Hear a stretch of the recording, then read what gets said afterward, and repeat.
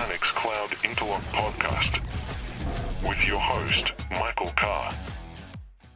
Welcome back to Nutanix Cloud Interlock, coming to you from the Podster Studios here in Singapore. Thank you for joining us so far on season 2. We're nearly at the end. With me in the studio today, Ruben from Optimal. Tell us what you're doing at the moment.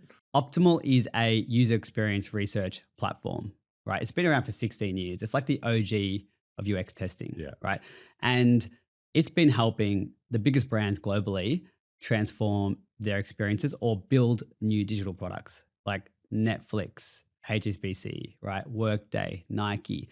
They've all used Optimal to test concepts of new experiences with their users and get data back to make informed decisions. At the end of the day, AI is a wrapper for UX outcomes. Yep. Okay. So yes, UX is still important, but how we do that craft and how we, solve problems is going through a bit of a shift. Okay. Because I would say the top two users of AI at the moment, the number one is data science and ML engineers, right? And the second one is engineering and DevOps, right? And so they're using a lot of compute, right? Specifically on AWS or hybrid cloud. Yep. And the third one, which is creeping up very fast, is design and marketing.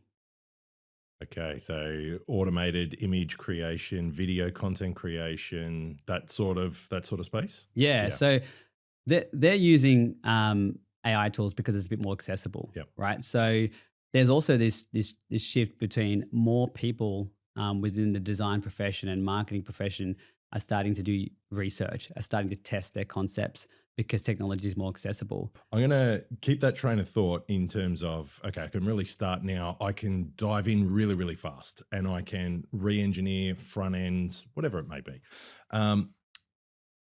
You might go back to a cloud hat. You might keep your UX hat on for this one. But I often tell customers that are looking at, we've all seen AWS's 7Rs and there's so many treatment patterns and what are we going to do?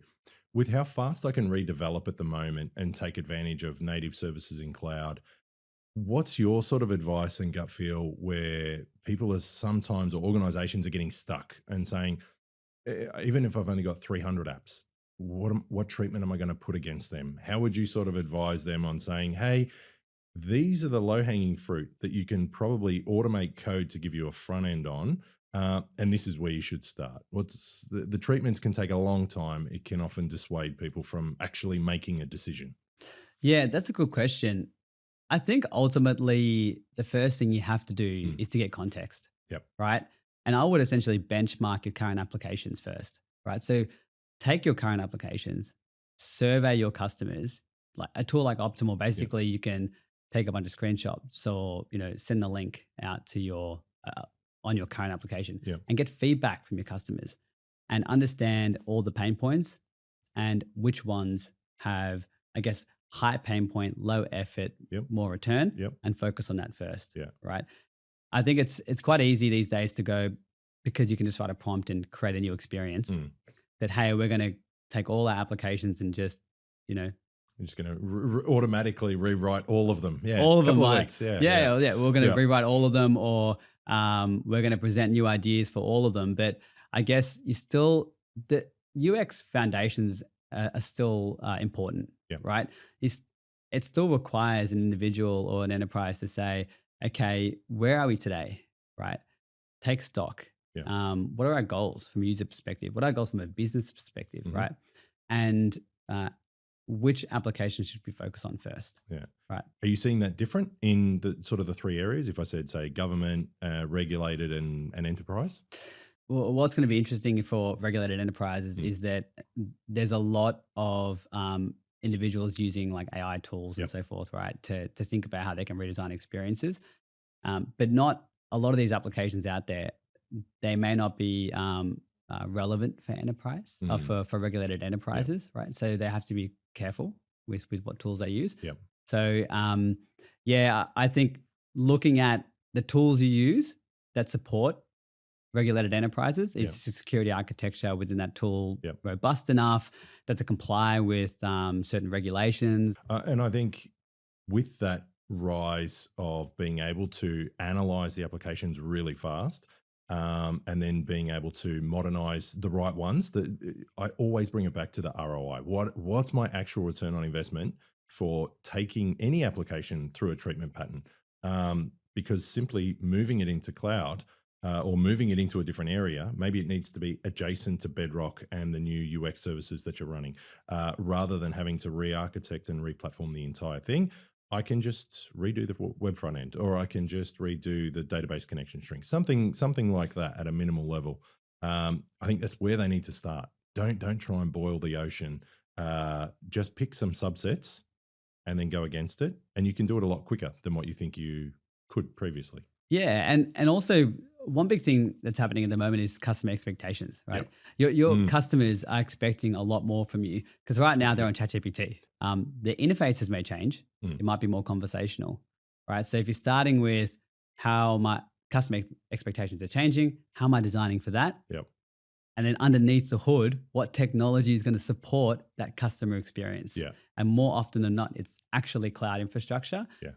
And platforms like AWS, Optimal sits on that. Yep. It's only going to make us move more faster, keep up with demand, keep up with expectations, because we can go in there, prototype new things, test, build, deploy very quickly. And I think that's a critical piece, because if you're stuck in a, let's say it's a term contract, or you're stuck with a 7-year lease on a piece of equipment, and then you're turning around saying, oh, I really needed to use this feature set in the cloud and I can't do it, or because I'm stuck over here for another 5 years, or I can't pipe that much data back and forth.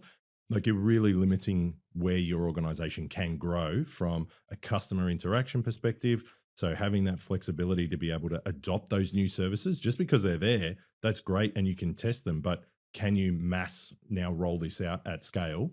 So being flexible enough to do it is probably the next piece. We need to fix that. We need to improve this. Can you move fast? Yeah. Can you actually do it now? Can you actually do it? Can you, how fast can you move? What's your velocity like to cater for all that customer research? Because they're not just using Optimal, they're using Notebook LM, right? They're using ChatGPT, Perplexity. All these tools are basically research tools, right? Yep. And they're getting insight on how they should improve their customer experience. And so stakeholders are going to be bombarded with new things to do. Yeah. Right. Yeah. Let me ask you maybe a contentious question here, because and again, this is a complete right field. Yeah. We speak a lot about the customer experience at a UX perspective, and again, everything's on the App Store. 90% of the applications we talk about in an enterprise, especially regulated enterprise, service internal. Do you think organizations spend enough time to say, hey, we need to optimize BPO and we need to optimize the experience for our staff, not just our end customers, but our staff internally? At the end of the day, employees are also human. Yeah, we are. I'm not pointing any fingers, Nutanix, here at our internal software. Yeah. Yeah, where employees, they still use ChatGPT. They use Grab in Singapore to get to places. The experiences, the expectations are still the same, right? Now, what's fascinating is that, yes, some enterprises, forward-thinking ones, are improving employee experience by way of improving the technology that they deploy, right? So one of our biggest customers at Optimal is a major bank in the US. They use Optimal purely for benchmarking and reevaluating the experience of their internal applications. They know they've got thousands of employees, right? Yep. If they are improving the user experience, productivity goes up. Yeah. Right. And it only needs to go up single-digit % when you're talking thousands of employees globally. Yeah. Single-digit productivity percentage increase. Top line revenue for the customer is going to be huge. Having the same mindset that you are doing for a end customer facing application, where I need to be able to use the new AI and cloud services to modernize this workload really fast, keep it up to date, keep it modern, keep it fresh. Apply the same principles to your own workloads that service the internal workforce, because they need to be just as happy. Yeah, definitely. I think also just the way that technology is moving and how developers are coding applications where they're being supported by Copilot, apps. It's only going to developers and designers are going to have more time on their hands to focus on employee applications, Yeah. right? Where, yeah, you're right. Sometimes it's more prioritized on the customer experience, but they are getting more time back, Yeah. right? And so they might say, hey, look, let's carve out 30% and let's revamp all our internal tools. Yeah. Yeah, just on that, Michael, what I've noticed is that 70 to 72% of design and marketing are using AI tools at the moment, right? So there's a huge adoption of AI tools. Yeah. I've often been thinking about regulated enterprises, right? And a lot of those regulated enterprises, their compute is on-prem.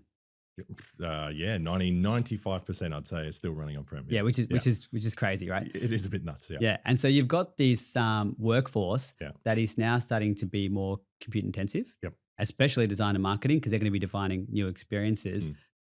But if they're on-prem, how do they adopt cloud? Oh, What's the fastest way? You're flipping it. We're swapping seats at the moment. Yeah. Okay. I think the first part is where I sort of guide enterprises to go, especially regulated enterprises, is you don't need to boil the ocean of every single workload that you're running today to try and assess the right fit for the perfect service in the perfect cloud. You're still going to be here 10 years from now. It's funny going back to enterprise customers that I've worked with for 10 or 15 years. They're still running the same workloads again and again. It doesn't really change. So I think for us, and this is where Nutanix works really well in terms of getting that journey right. So we always say, get hybrid cloud done right, so that you can take advantage and adopt the native services. So for us, we start really easy. We build the landing zone into the cloud, and then we go and stretch. Okay, so we can keep all of the IP addresses, the MAC addresses, everything stays the same. We don't need to transform huge data sets. We just move it up. So for a few of the customers we've been doing, it's been literally racks at a time moving into AWS over a weekend, not individual VMs or individual workloads being modernized to take advantage of what you guys are doing on the native side. So I think from that point, Nutanix comes in, we say, don't boil the ocean. Let's start small. Let's start moving the workloads up. So all the security policies that you've spent a decade building in on-prem, we can just stretch those up into the cloud. So we're not having to try and re-architect everything in the cloud to conform to the security policies on-prem, because they've been there for a long time and matured. Yeah, so you're basically optimizing the current experience. Yes. Yeah. Nutanix optimal. I like where that went. Yeah. Now that's good. Yeah, because I think at the moment, it's only going to get faster, right? This adoption of compute and tools is only going to get faster. And even for optimal, we're investing heavily in AI. Yeah. We're hiring AI engineers. We're building more capability around AI at the moment, because we know that our customers want to do things faster and have more time back in their day. And so, we have to think about, okay, in terms of our cloud AWS, how are we going to scale that to meet the demand? Do you know what? I was thinking about it the other day, like an analogy to give someone, because they were saying, we're going to keep everything on premises and we can build our own AI service.